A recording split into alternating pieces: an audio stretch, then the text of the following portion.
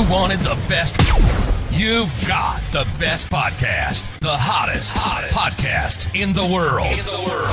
The Chris Voss Show, the preeminent podcast with guests so smart you may experience serious brain bleed. The CEOs, authors, thought leaders, visionaries, and motivators. Get ready. Strap yourself in. Keep your hands, arms, and legs inside the vehicle at all times, because you're about to go on a monster education roller coaster with your brain. Now, here's your host, Chris Voss. Hi, folks. It's Voss here from thechrisvossshow.com, thechrisvossshow.com. Welcome to the big show, my family and friends. As always, bringing you the wonderful, most smartest people, the greatest guests on the planet, all the latest hot people, the billionaires, the CEOs, the hottest newsmakers, the new authors coming on the show all the time to share with us their thoughts and minds to make you smarter and better as well, because I need all the help I can get, and some of you do too, but most of you are pretty good. Anyway, we have an amazing gentleman on the show with us today. We have Tyler Helm with us today, and he does some amazing things in the field of exercise and mindset and nutrition, etc., etc. He's even coming to us from the great outdoors. He's out in the wilderness right now on video. So if you're watching, you may hear some of the background of, I don't know, birds, trees, bears eating him, things of that nature. You know, anything can happen out in wild nature. I mean, that's always what I tell the judge whenever I have to report to him. So anyway, he'll be joining us on the show to talk to us about his stuff. Tyler Helm, currently fulfilling his life as a fitness trainer and sobriety advocate. He's the father of two girls, age 11 and 12. He overcame alcoholism with a previous history in construction. Was that an addiction too? No, I'm just kidding. Though he struggles with being overweight, he found fitness, which gave the strength to battle alcohol and a limited mindset. Now, believing he can use his story to influence and empower others into being the best version of themselves. Welcome to the show, Tyler. How are you? I'm doing great. Awesome sauce. Give us your .coms wherever you want people to find you on the interwebs. So I do most of my stuff on Instagram, which is helm.fitness 717. And that's the same as same thing on TikTok is helm.fitness at 717. And that's really usually all the, social media that I do. There you go. And it looks like you do a lot of working out, fitness videos, training videos, advice videos, and a lot of different things on there. Yeah. Just try to give back information on things that, I had struggles with in my life. I grew up and I lived in a really limited mindset household. The biggest thing in our life was just to grow up and get a good job. My parents didn't teach me about investing. Heck, I didn't even really read books until I was like 27 years old. So, very limited. So just trying to help provide that information and open people's eyes. There you go. And so do you coach people? Do you help train them and stuff like that? Yeah. I have a program where they come to me and they sign up, and they get an app with their scheduled workouts, nutrition to help them lean out and lose body fat, feel good about themselves. There you go. Nutrition, fitness, taking care of your body. That's all stuff that is on the approved Chris Voss list.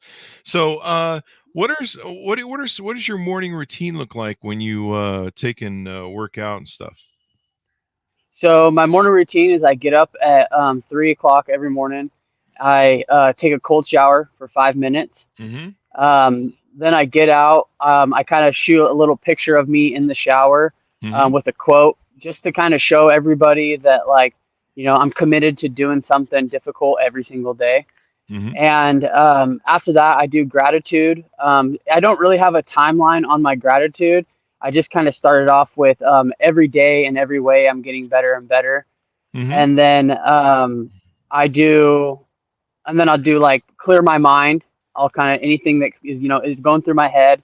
And sometimes it's, I sit there and then sometimes, I write a whole page out, and then it's 5 things that I want. And then after that, I'll usually do like some push-ups, or something like that. There you go. And so it sounds like you went through kind of a journey. You got overweight. I can see that you got some loose skin from working out, so you're kind of maybe overweight at one time, like I am.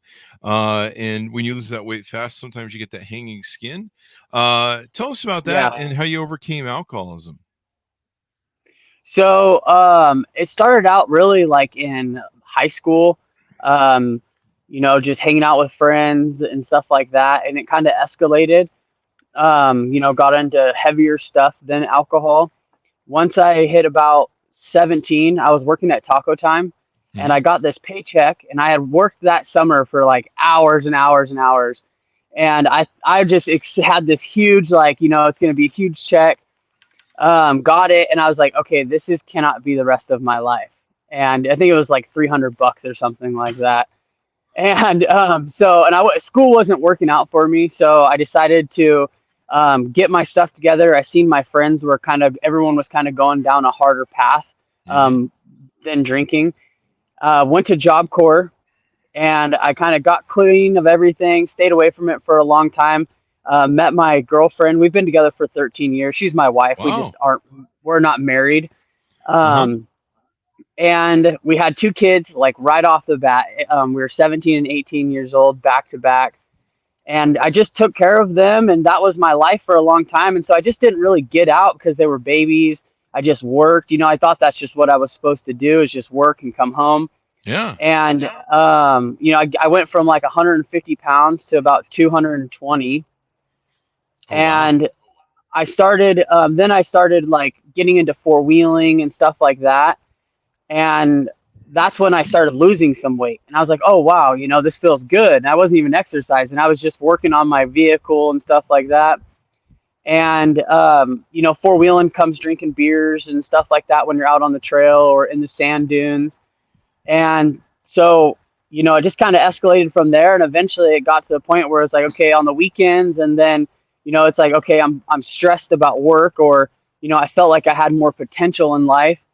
And then it kind of just escalated, that I used it for stress. I used it for having fun. I used it for social events, for Hmm. everything. Yeah. That's what usually happens. You start using it seems fun at first, and then after a while it takes its toll on your body, huh? Yeah, no, absolutely. Right when I was going through the period of where I knew I needed to quit, I was I thought I was having like a mental issue. I was like going to work every morning, and I wouldn't be around all the guys I'm working with, and I would like be crying, and Wow. just 'cause I just didn't know what was going on with me. I felt like my Yeah. nerves were just crawling, and it really was just my body was saying like, you're meant for more, and you need to quit doing this. Ah, there you go. Yeah. Your body's saying, "Hey, enough with this. This isn't the way you want to live the rest of your life, right?" Yeah, absolutely. Definitely. So, how do you start working out and feeling better? How do you get into a point where you're coaching people, training them, and helping them get fitness minded? So I kind of like a year before I started all this, I was into fitness, and I knew I wanted something with more meaning other than just going to construct a construction job. Hmm. But I didn't necessarily feel like I was capable because of the schooling part of it, the learning part of it. I hadn't been doing it long enough.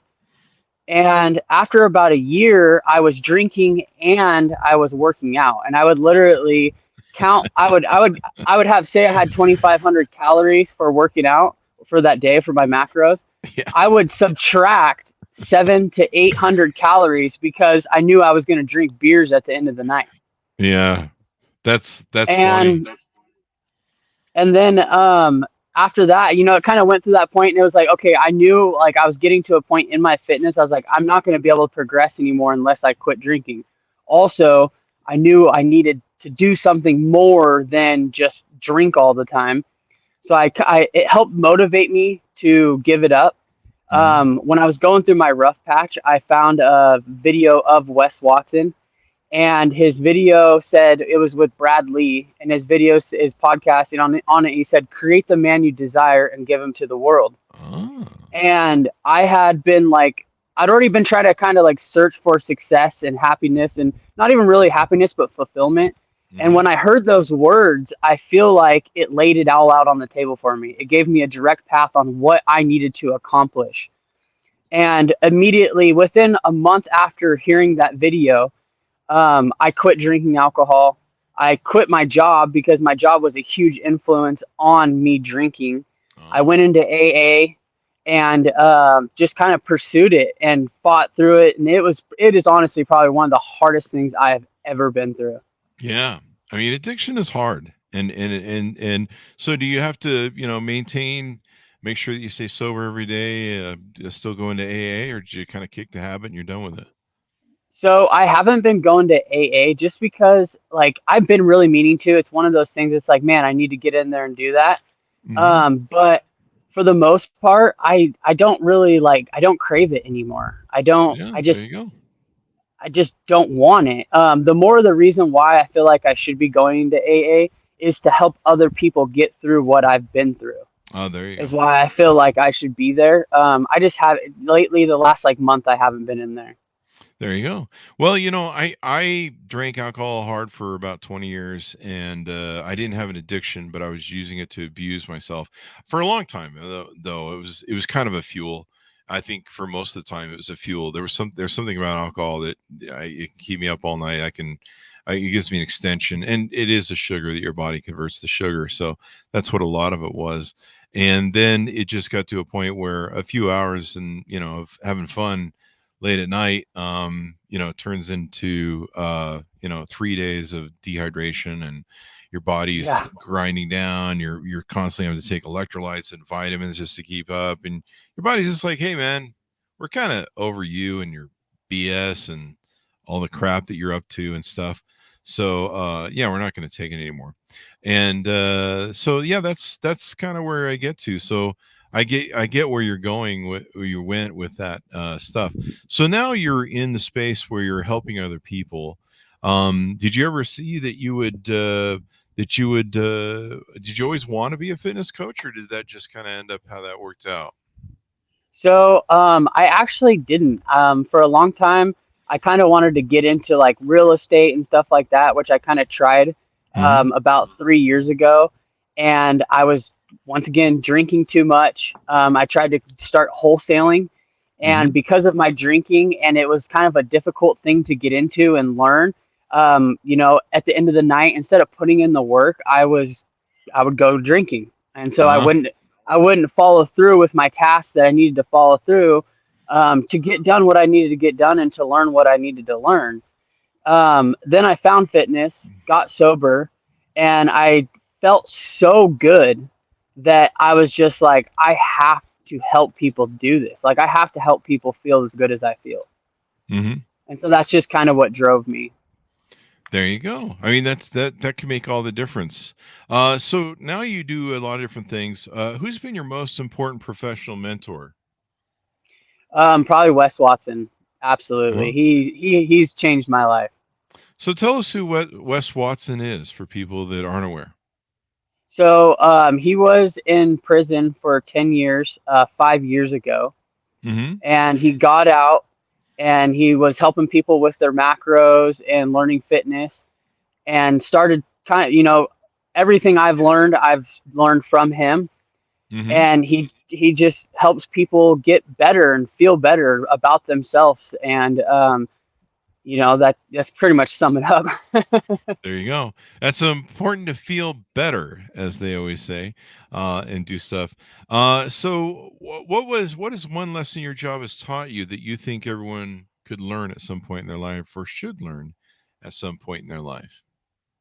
Don't limit your mind because it sounds so cliche, but if Hmm. there's something you want to achieve, you have to think about the obstacles that are in your way, alcohol, food addictions, drugs, and fix those and fix yourself and pursue what you want to pursue. That's And you definitely can true. achieve it. That's good advice. Go after your goals, set goals, and all that good stuff. What's your biggest failure? What did you learn from that experience? So my biggest failure is the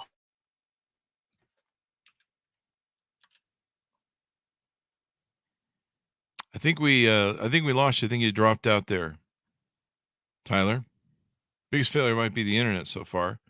We'll see if we can get Tyler back here. Tyler.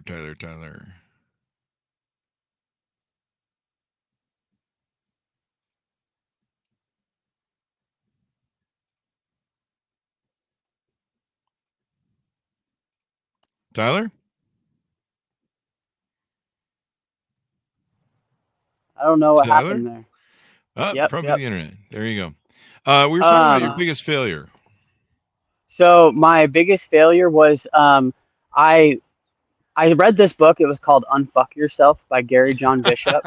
I'm And familiar with that one, yeah. he that book, he like talks about embracing uncertainty. And within like a month of reading that book, I literally picked up my job. I moved an hour and a half away into my dad's house, and because I was gonna help him and try to start wholesaling.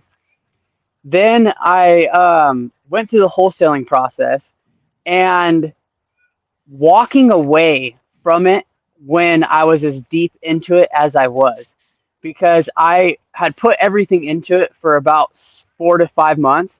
And I feel like looking back on it now, people were actually starting to know my business name. Like, I was just right at the cusp of where they say you're going to hit rock bottom before you go back up.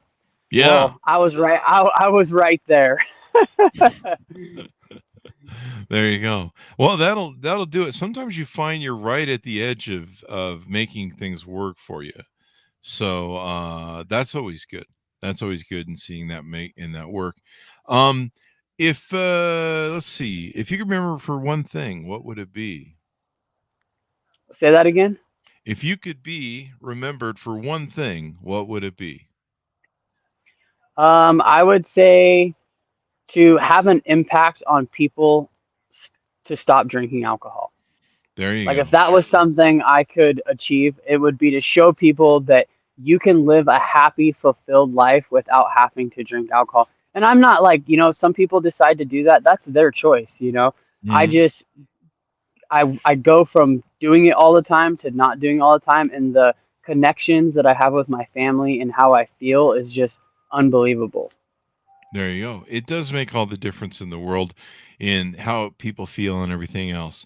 What's your favorite productivity hack for entrepreneurs out there listening, or maybe just business executives or anybody? Maybe the mom who wants to exercise, et cetera, et cetera.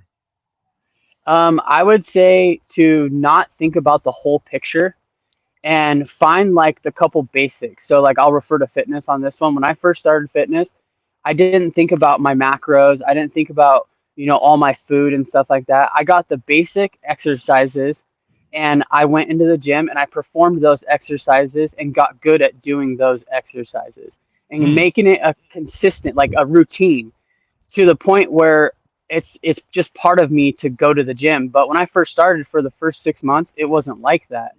Hmm. So There you really go. just finding something that is, the basics and making it a routine no matter what, to stick to it. Even if you eat donuts and cupcakes and then you go to the gym and get done and eat donuts and cupcakes, as long as you make it a routine to do that one thing, you will eventually, everything else will start to fall into place. Eating the cupcakes or going to the gym? Going to the gym. Because you'll see the progress. Yeah, no, absolutely.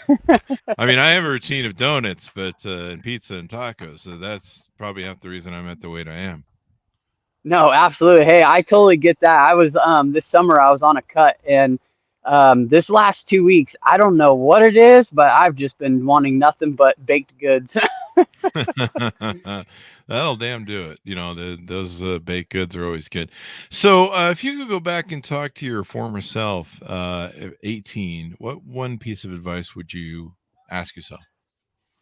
Don't be afraid to pick up books. There you go, and put them back I down.